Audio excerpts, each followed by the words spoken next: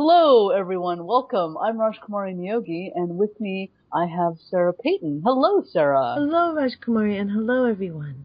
So today we're going to continue the conversation, and we're going to start with transforming the self-critical voice. Now, I know that many of us have had this experience of being critical to the self, and sometimes we use the word harsh critic to kind of label it.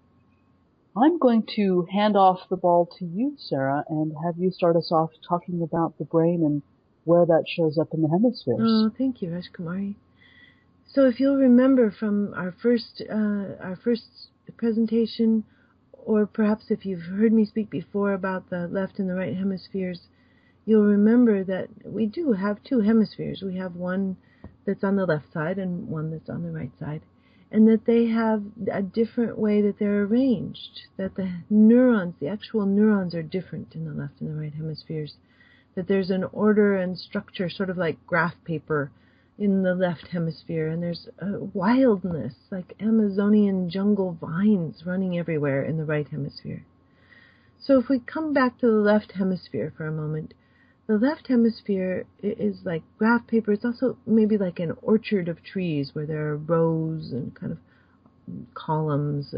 This sense of differentiation and the neurons not connecting widely across the hemisphere. And so if one tree in one corner of an orchard wants to get information to a tree in another corner of the orchard, it has to travel from tree to tree. If a squirrel were moving through that orchard, it would have to jump from tree to tree to tree to tree in order to reach the far corner of the orchard. So the left hemisphere, in order to be able to function, really functions in an atmosphere of orderliness and structure. The right hemisphere, on the other hand, if that squirrel were traveling in the right hemisphere, it could stay on one neuron for a very long time and reach quite a lot of the brain. So the right hemisphere, throughout the animal kingdom, actually weighs more than the left hemisphere. We've said that before. But what's important about understanding the structure of the left hemisphere is that because of its reliance on segmented bits of information, it is a place that measures and analyzes and looks to see how far short of our own personal plan and expectations we are falling. It is a place that really loves balance and precision, and if we're talking about social grace, the left hemisphere wants perfectionism. It wants us to be perfect at all times, to hit the right social note, to say the right thing, to fit in the right way, to follow through with everything we've ever said we would do. It's got very high standards. It has very high standards for us and very high standards for others. If we're turning that lens outward and looking at the outer world, then people are falling short of our desires for the human race. If we're turning that lens inward, then we are never enough. Wow, it's very, very intense. Yes. How does the right hemisphere react to the moment when we are having the experience of I am never enough or they are never enough, or a variation of that? The right hemisphere reacts, how does it react? What it does is, if we don't have a right prefrontal cortex that can kind of catch this sense of not being enough, then we can move into depression, we can move into rage, we can move into hopelessness, we can move into a constant state of anxiety. So the right hemisphere, if you'll remember, is the one that's connected to the body. So the experience of being in the world is one of being this very finely tuned registering instrument that's bringing all kinds of information about what it's like to be Rajkumari in the world, what it's like to be Sarah in the world, into our being. And then it's kind of moving up to our brain to be interpreted and decoded. Those of us who live, as the famous literary quote says, 10 feet from our body, are less likely to receive these messages of disquiet, or worry, or warmth, or fear, or really knowing ourselves and knowing what we want. So that the part of what is happening when we're working with a self-critical voice, especially a savage self-critical voice, is that the right prefrontal cortex, the part of our own brain that is capable of wisdom and self-compassion, is offline. So if we can bring that wisdom and self-compassion online, and we'll talk about how to do that today, then we really have something different that it starts to happen. So the question that is coming to the front here for me is, how does the right hemisphere even know how to go offline?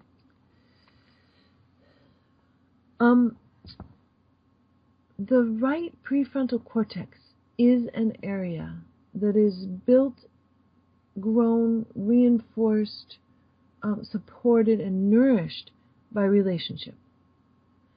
This nourishment of our right hemisphere begins when we're in the womb and continues almost unabated by any left hemisphere development or contribution until we're 18 months to 2 years old. So our relational brain really starts to be formed in response to the presence or lack of presence of others.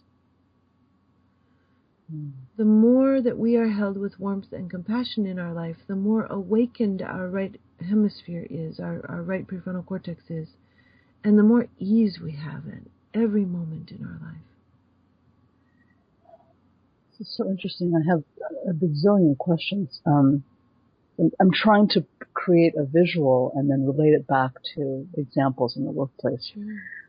So what I'm hearing you say in essence is, however these standards are developed within ourselves, however we determine how these standards are set forth, and that we use these rules or guidebooks as how to kind of allow us to navigate in the world and show up in the world. And I didn't do this correctly, or I did this correctly, or I feel really good right now. These are in essence judgments, right? And these judgments allow us to have some palpable sense of boundaries. Is that right? The judgments tend to be they're interestingly enough, it's less about boundary and more about meaning making.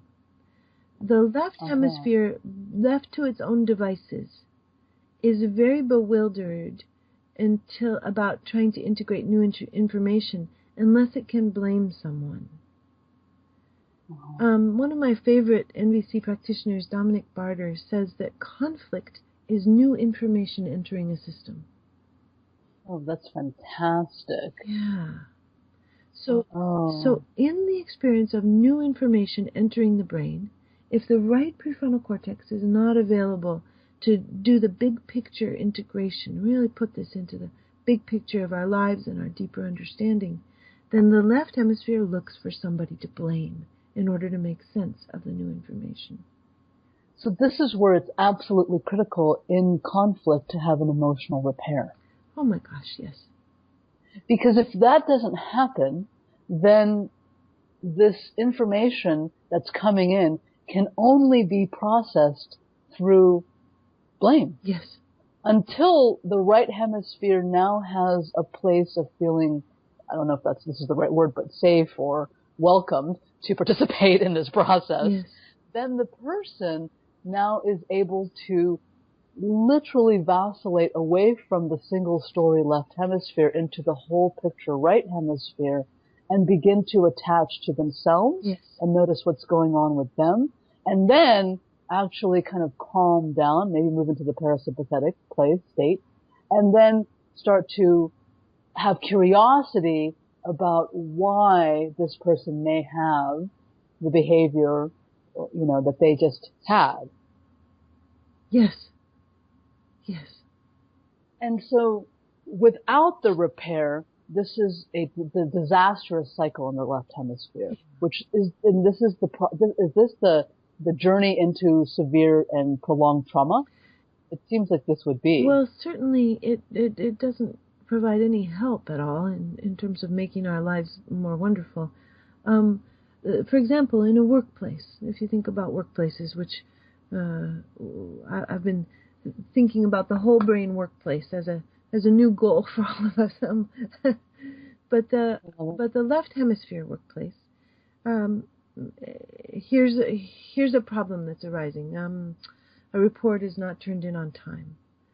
Instead of looking systemically, the left hemisphere workplace looks for who to blame. Right. So then there's a kind of an overlapping layeredness of the effort to find where this responsibility, at whose door this responsibility can be laid for the problem. So we end up, with people being penalized for their bonuses and losing their co-workers' respect and in the most extreme instances, of course, being fired. Right. And so I just wrote about this yesterday, as a matter of fact, about what happens when there's, in a meeting, for example, you're dreading to going to a meeting. You're dreading a meeting because the person that is part of this team or in this meeting has affronted you in some way in the past, and there was never any repair. So now it has become the situation at the workplace for you that you're putting up with them. Yes. And so every single time you see this person, the brain has now coded them as pain or whatever, and it becomes challenging and painful, literally and metaphorically, to deal with them. Yes. And that is because, for whatever reason, the workplace hasn't yet invited safety of doing emotional repair. That's correct. And so how we implement emotional repair can be something so simple as, hey, I noticed that this happened. Can I get some clarity, right? There's very clear, simple techniques that you can use in communication to really surface and repair that disconnect. Yes. And so we have to become a little more vigilant and a little more masterful in having these smaller, less charged conversations more quickly and more easily, rather than moving into one-on-ones where we're having these, crucial conversations where people are really terrified about how am I going to say, what am I going to do? But really just kind of being in the hall, by the water cooler, getting coffee. Can I talk to you for just a few minutes? This happened. What was your intent? I understood it to be this. Grateful to hear that it wasn't. Awesome. And then that's the first piece. And then the second piece is then coming back to self. And this is the transforming of the self-critical voice, coming back to self and now stepping into a place of self-repair, right? So now there was the external repair with the other person, and now there needs to be the self-repair. And very similarly, what you shared earlier today, you went on a business trip earlier this month, and you were having some experiences. In the moment that you checked in with yourself, that shifted for you, showing up differently and more comfortably, or yes. whatever the words are for you. Yes, and not just checking in with myself, but really using the tools that we're teaching in this workshop, the tools of self-empathy, the tools of self-connection, really bringing a sense of warmth and resonance and understanding to ourself, both in this present moment and historically, in relationship with any pieces that are being touched of implicit memory, of non-conscious memory that are starting to surface. Just a real gentleness and warmth with ourselves. Absolutely. Right. Yeah. Right. And I want to just kind of say that for me, checking in means exactly what you just said. that is checking in and self-soothing in that way, and using the communication of self-empathy and self-compassion. And so I remember you saying, if we can just for a moment take a breath and stand in that observer place just for a moment, then it gives us enough spaciousness to look at the possibility of even considering self-soothing, self-empathy, self-compassion. Yeah. And it occurs to me that in the workplace, that's such an interesting invitation, because in the workplace, we're so often we kind of put a limitation around our edges. Like, this is my work self. This is Sarah's work self. And Sarah's work self should not be affected by Sarah's personal life. So part of the right hemisphere vision, part of this big vision, is actually allowing those links to be explicit within ourselves. That yes, Sarah is at the workplace, and yesterday night there was a terrible fight in the home, and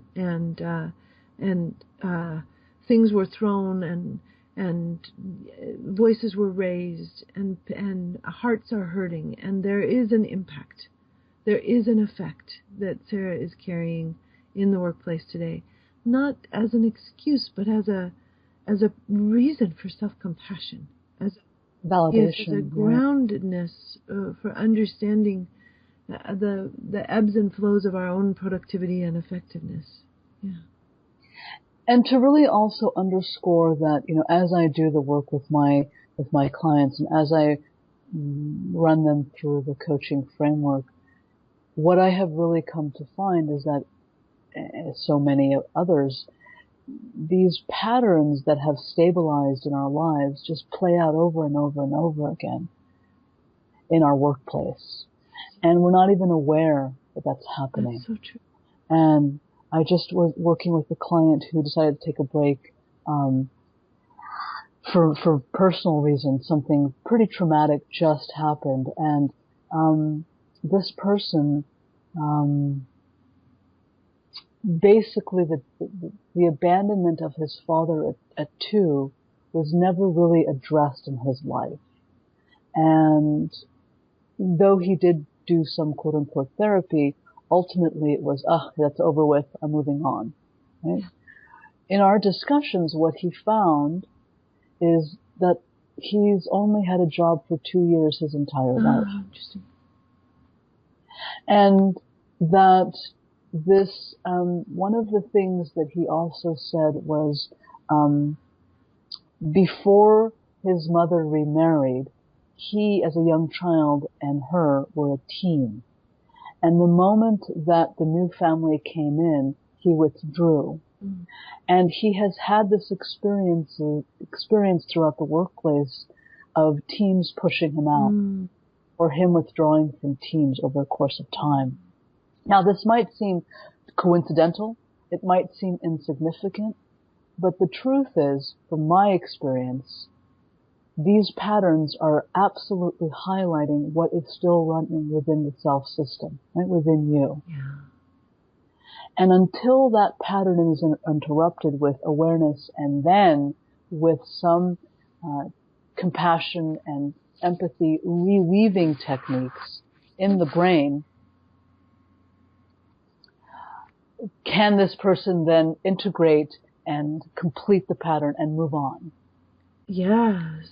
Certainly, this question, I think, takes us back to my continuing gold standard question. My question is always, how is the body doing?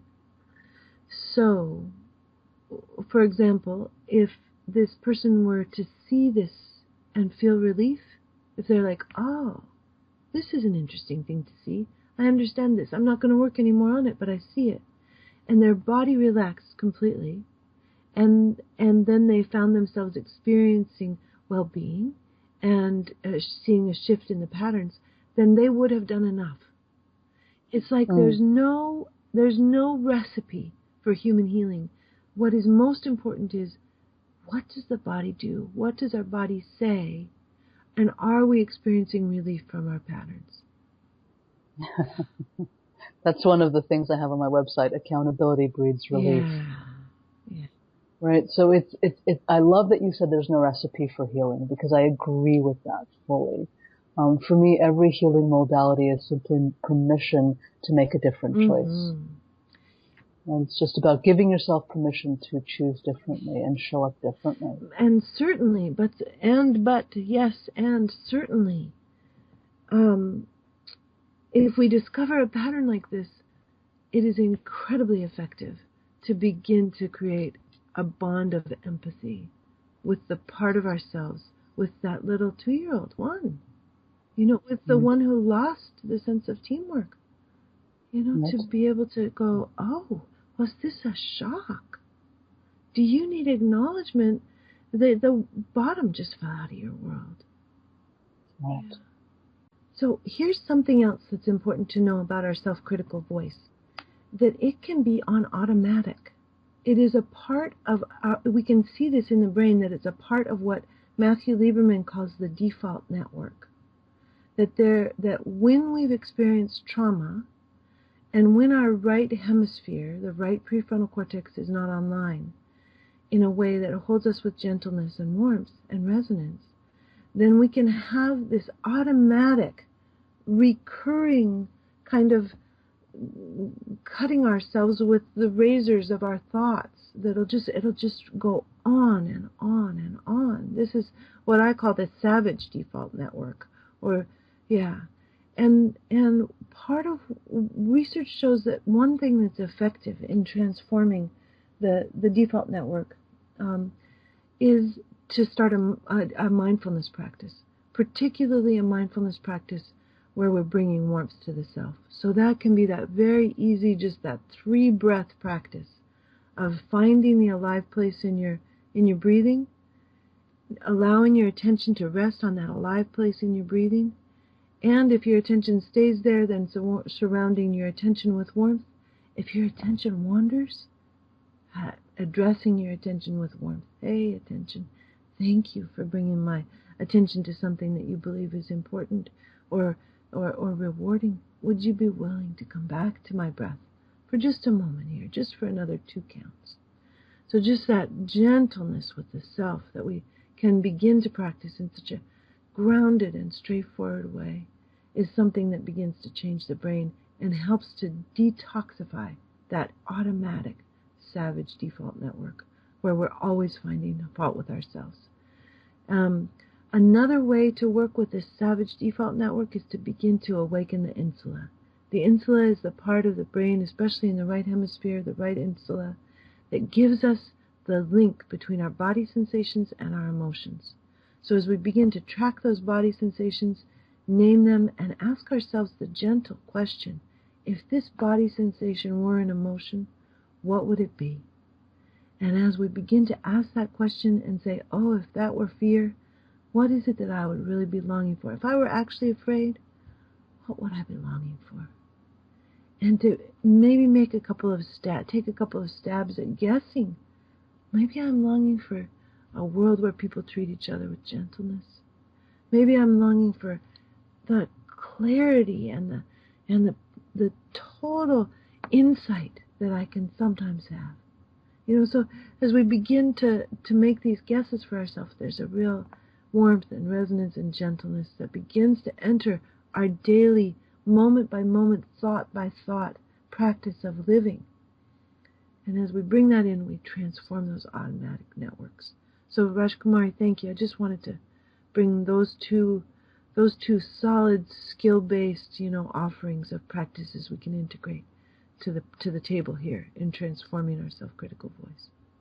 That's beautiful, Sarah. Thank you so much for sharing that and for adding that to the conversation.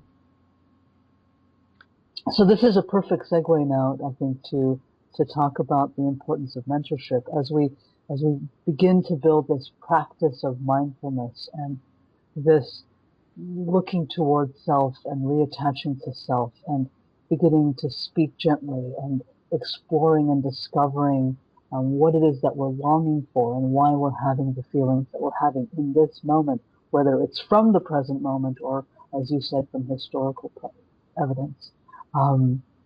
how do we bring forward this mentorship, the importance of mentorship in the workplace?